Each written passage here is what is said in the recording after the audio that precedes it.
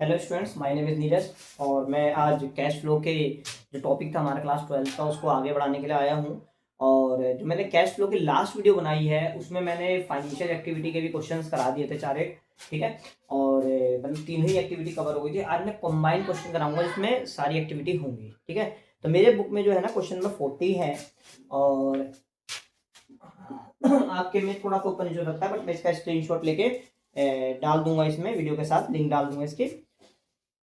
तो इसमें क्या कहता है, शेयर कैपिटल दे रखा है, तो मतलब सारी चीजें दे रखी है, शेयर कैपिटल, रिजर्व वगैरह, long term borrowing, trade payable, ये सारी चीजें दे रखी है।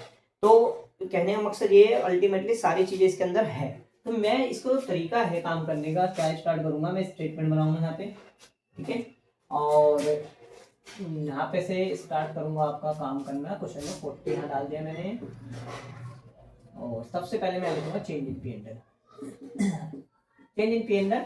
तो इसमें जो चेंज इन पीएनएल है वो दे रखा है 96 से 98, तो 2000 आपका बढ़ गया है, ठीक है। अब इसे ऐड करें इंटीरियम डिविडेंड।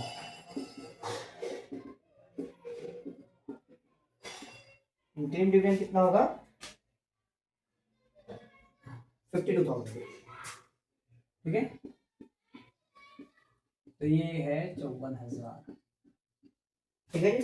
तो 54,000 हमारा हो गया इंटीरियम डिविडेंड, मतलब पूरा मिला के आपका आएगा। इसे आप net profit before tax and extraordinary item भी लिख सकते हैं, ठीक है ना।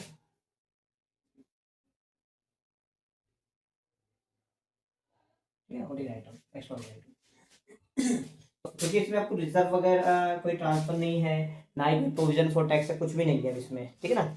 अच्छा, इंटरम डिविडेंड का फाइनेंशियल एक्टिविटी में होता है। तो मैं ना ये समझ लो, ये एक्टिविटी चल रही है, यहाँ मैंने आपकी बी एक्टिविटी आई मीन इन्वेस्टिंग वाली है और सी एक्टिविटी है फाइनेंसिंग वाली, ठीक है ना।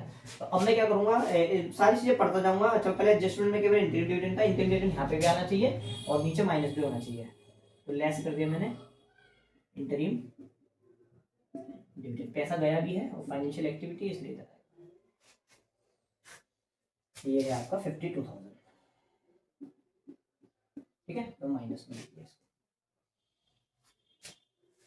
अब आइए, अब नेक्स्ट है जो मैं ऊपर से पढ़ता आ रहा हूँ, बोरोविंग। बोरोविंग में अच्छा, शेयर में तो कुछ है नहीं इसमें करना है। लॉन्ग टर्म बोरोविंग 90,000, 66,000, 60,000 है। और नीचे में जब वो देखता हूँ मैं इसके नोट को, तो बोरोविंग मेरे को दो दिख रही है, एक जेड लिमिटेड से ली गई जो कि, और एक हमारी लोन है वो रीपेमेंट है, ठीक है। तो ये बोरोविंग का मैं कर ही देता हूँ, लोन लिया है एक, तो मैं ऐड करके डाल देता हूँ उसको, loan taken from Z limited. पहले लोन 0 था, ये 40 हो गया हमारा, ठीक है। अच्छा, दूसरा जो लोन है वो 60 से 50 हो गया, repayment of loan from bank, ठीक है, 10,000, ठीक है ना। तो कितना हो गया, चलो अभी बाद में देख लेंगे इसको, ठीक है। शेयर कैपिटल की कहानी खत्म है, लोन बोरोइंग की बात करिए। अब ट्रेड टेबल, तो ट्रेड टेबल हमें पता है यहाँ पर आना चाहिए। अब देखिए ज्यादा कुछ तो इसके अंदर है नहीं। ट्रेड पेबल चलो ऑपरेटिंग का ही एक हिस्सा है, और ये ट्रेड पेबल हुआ क्या है, इंक्रीज, क्योंकि करंट वर्किंग कैपिटल वाला हिस्सा है। तो वर्किंग कैपिटल में क्या होता है हम देखते हैं, इंक्रीज हुआ है डिक्रीज हुआ है, 72 से 82 हो गया। तो इंक्रीज हुआ है आपका, और इंक्रीज होना क्या नाम है, गलत बात है, बुरी बात है। तो हम इसे क्या करेंगे,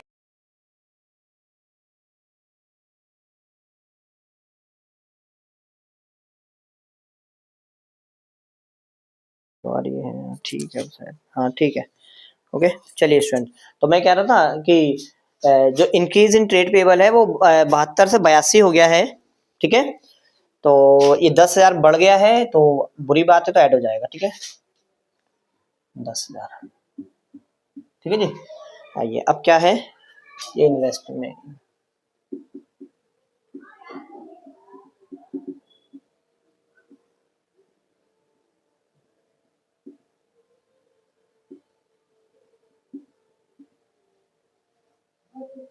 ठीक है ना। तो अब क्या है, इन्वेस्टिंग एक्टिविटी, ट्रेड पेबल, ठीक है। अब आइए फिक्स्ड एसेट पे। तो फिक्स्ड एसेट के अगर मैं बात करूं तो मुझे नीचे आना पड़ेगा इसके वर्किंग नोट में। मेरे को लैंड दिख रहा है, लैंड में कोई हरकत नहीं है, मतलब 40 से 60 हुआ है तो 20,000 बढ़ गया है। तो ये क्या होगा, इसका मतलब हमने परचेस किया होगा, परचेस किया है तो पैसा गया है इसलिए माइनस करेंगे, परचेस ऑफ लैंड, ठीक है ना। और कितना है, 20,000 का, 20,000, ठीक है। अब आइए कहता है आगे बिल्डिंग का। बिल्डिंग में 1,00,000 से 1,10 हो गया, इसका मतलब ये भी परचेस की गई है बिल्डिंग 10,000 की।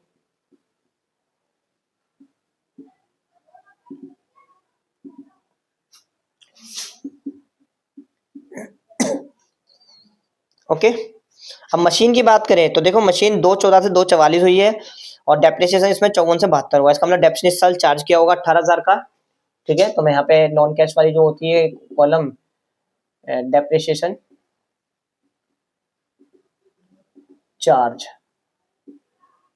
ड्यूरिंग द ईयर,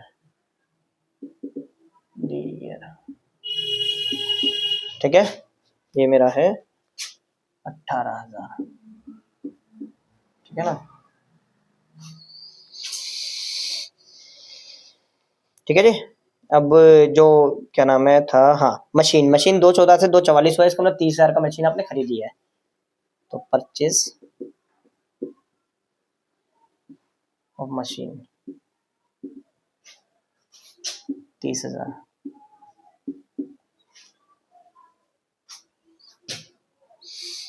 ठीक है ना।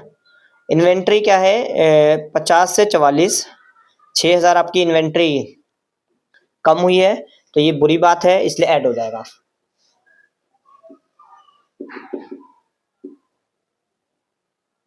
डिक्रीज इन इन्वेंट्री,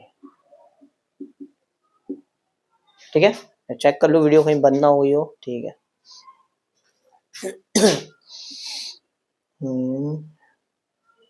कितना है, 6,000, ठीक है। वर्किंग जो कैपिटल होते हैं ना, मतलब करंट एसेट करंट लायबिलिटी, इसमें तो हमें देखना होता है, सिर्फ कैश को नहीं लेना, कैश वगैरह को।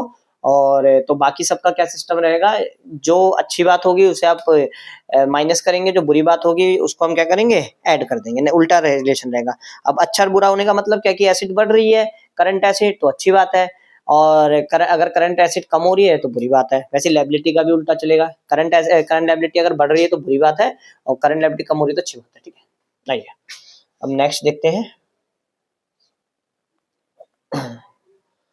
ये भी हो गया, इन्वेंट्री, ट्रेड पेबल, ठीक है। ट्रेड रिसीवेबल, हाँ ट्रेड रिसीवेबल क्या है, 70 से इतना हो गया, ये इंक्रीज हो रहा है, इंक्रीज हो रहा है, अच्छी बात है, लेस होगा, इंक्रीज इन ट्रेड रिसीवेबल 6,800, ठीक है। चलिए तो अब इसका आ जाएगा 72,000, ठीक है, और इसका आ जाएगा आपका, कैलकुलेशन में कर लेता हूँ, कैलकुलेटर से कितना है, 16,000 तो 88,000 माइनस 6,800, 81,200, ठीक है। और कितना हो गया तुम्हारा, 60,000 नेगेटिव, ठीक है। और यहाँ आ गया मेरा 22,000 नेगेटिव, ठीक है ना। तो इसका जो नेट फिगर आएगा ना वो 800 आ रहा है, आप चेक कर लीजिए, ठीक है ना। और 800 मेरे ख्याल से नेगेटिव में आ रहा है, हाँ माइनस में, ठीक है।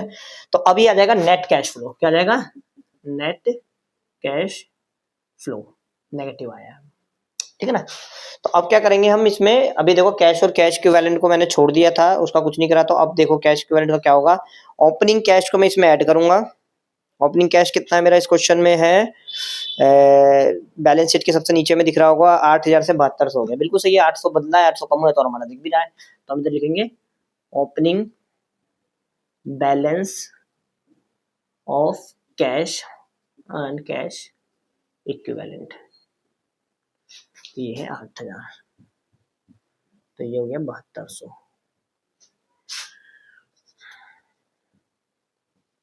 Balance cash and cash equivalent, ठीक है 7200। तो यही हमारा आ रहा आंसर, ठीक है। नोट कर लीजिए आप, पॉज करके मैं रफ कर रहा हूँ, पॉज करके आराम से आप नोट करिए, सब कुछ दिख रहा है ठीक से, हाँ सही है, नोट करिए आप पॉज करके। रईस ही नहीं जा रही मास्टर साहब। तो स्टूडेंट्स क्वेश्चन नंबर मैंने 41 स्टार्ट कर दिया है, इसमें ज़्यादा कुछ भी नहीं है, वही कहानी है सारी। सबसे पहले ना इसमें देखिए क्या नाम है, जनरल रिजर्व दे रखा है, पीएनएल नहीं दे रखा, तो कोई बात नहीं, पीएनएल जनरल रिजर्व एक ही चीज़ है, ओनर का पैसा है, तो पीएनएल है ही नहीं इसके अंदर, ठीक है। चेंज इन जनरल रिजर्व ले लिया हमने 20,000, ठीक है। इसमें जो जनरल रिजर्व है वो हो गया हमारा 50 से 70, ठीक है। फिर मेरे इसमें एडजस्टमेंट कुछ है नहीं, कुछ हटा कर। तो इसमें अब क्या है, मैं ऊपर से क्वेश्चन पढ़ता हुआ आ रहा हूँ। सबसे पहले मैंने शेयर कैपिटल देखा, शेयर कैपिटल ना 2 लाख से, एक मिनट मुझे लगता है मेरा माइक बंद हो गया है। तो जो कैपिटल है, शेयर कैपिटल 2 लाख से 2.5 लाख हो गया है, इसका मतलब 50,000 बढ़ गया है, तो मतलब शेयर इशू करें आपने, मैंने 50,000 यहाँ पे लिख दिया है, ठीक है। फिर मैंने नीचे पढ़ा डिवेंचर, डिवेंचर में 1 लाख से 80,000 हो गया है, तो इसका मतलब हमने डिवेंचर वालों को उनके पैसे वापस करे, तो मैंने 20,000 माइनस कर दिया, और इस पे इंटरेस्ट भी मैंने 12% माइनस किया, हमने पे करा होगा, और ये 12% ऊपर भी मैंने ऐड करा है। अच्छा इसमें देखो पहला जो स्टेप एक्टिविटी वाला स्टेप होता है नेट प्रॉफिट, वो तो मिसिंग है ही गया है वो तो, और फिर जो होता है operating profit before change in working capital, उसको भी मैं अलग से नहीं बना रहा, इसके अंदर ही बना देता हूँ।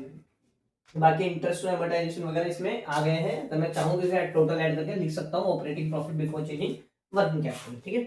और फिर करंट एसेट करंट एबिलिटी की बात आ जाएगी। तो अब क्या है, ट्रेड पेबल देखा मैंने 60 से 1,60,000 हो गया, बढ़ गया है, तो बुरी बात है तो ऐड हो जाएगा, ठीक है। ऐसे ही आपका अदर करंट लायबिलिटी है, ये 25,000 से 20,000 हो गई, कम हो गई है, अच्छी बात है, तो ऐड लेस होगा ये, ठीक है। तो ये हमारा हो गया आपका decrease in other current liability, ठीक है। ये कितना है अमाउंट 5,000,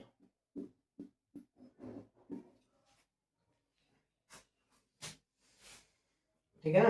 अब टेंजिबल एसेट्स की बात करें, मतलब मशीन वगैरह जो भी है, 3 लाख से 5-4 लाख 10,000 है, तो उसका मतलब परचेज करी होगी, तो ये इस वाली इन्वेस्टिंग एक्टिविटी में आ जाएगा, परचेज ऑफ टेंजिबल एसेट्स। इसके बारे में आगे कुछ भी नहीं है नोट्स वगैरह, ठीक है। तो 1,10,000, ओके। और गुडविल का इसमें दे रखा है, गुडविल का दे रखा है 10,000 से 2,000, इसका मतलब 8,000 कम हो गया है। तो मुझे लग रहा है ना ये माइक मेरा बिल्कुल ठीक है ना, बस काम चलाता है इससे माइक से थोड़ा सा, ये माइक डिस्चार्ज हो गया है। चलिए कोई बात नहीं, मैं कोशिश करता हूँ बिना माइक की ही बात बन जाए अपनी, ठीक है। 1 मिनट दीजिए, मैं कुछ माइक का कुछ अरेंजमेंट करता हूँ।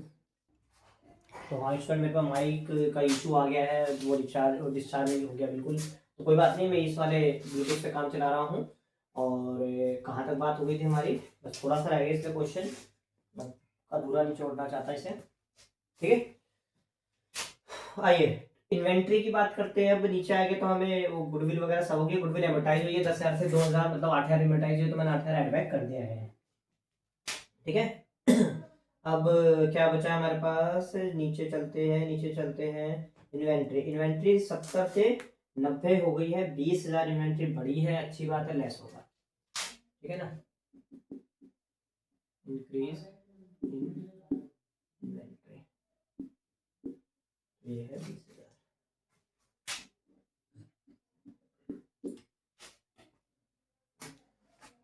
वैसे ट्रेड पे वो भी इंक्रीज हुआ है, और ट्रेड रिसीवेबल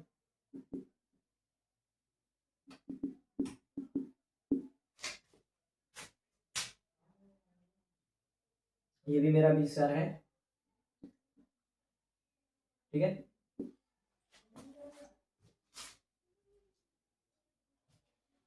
और बस फिर कैश एंड कैश इक्विवेलेंट है, सारा काम हो चुका है, मैं इसे फटाफट टोटल करता हूँ। ये हो गया तुम्हारा 40, 50, 50 में आप 45 माइनस कर दो, तो कितना बचता है 5,000, में बस चेक कर लेता हूँ। 1 लाख, तो सॉरी, तो ये 95 पे बैठ रहा है। ठीक है, दोबारा देख लीजिए, ये हो गया आपका 40 और ये हो गया 140। 140 में कितने माइनस कर दिए, 45, तो आ गया 95। ठीक है, ये आ रहा है cash flow from operating activity. ठीक है, और इंटेंजिबल एसेट्स में एक ही आइटम है हमारे पास। ठीक है, 110, तो यही हमारा 110 आ जाएगा। ऐसे नेगेटिव है ये, कैश यूज्ड कह सकते हो आप, कैश फ्लो फ्रॉम। ठीक है, आगे जो 18 आ रहा है,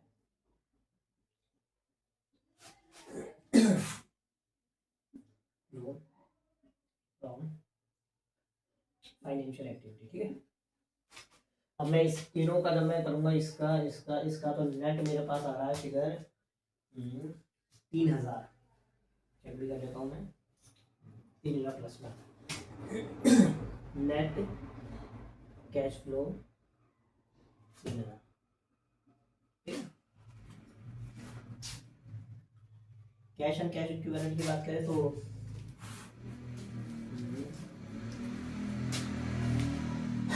माइनस में, सॉरी, है ना, क्योंकि देखो ना 10 3000 में 18000, 3000 3000 3000 प्लस में माइनस में प्लस में यहाँ। ठीक है ना, प्लस में। ठीक है, ओके, ठीक है बेटा। अब देखिए, अब ऐड कर दीजिए opening cash and cash equivalent. ये कितना हो गया, 15,000। ठीक है, तो नेट 18,000 आ जाएगा, और 18 यार हमारे में। ठीक है ना, तो ये 18 जो है ना मैच करना होता है क्लोजिंग से। क्लोजिंग में हमारा दिख रहा है 18, ठीक है, closing cash and cash equivalent. ठीक है, सिंपल क्वेश्चन था, कोई ज़्यादा बार इसमें रॉकेट साइंस वाला काम है। ठीक है, चलिए इसे नोट करिए। ओके।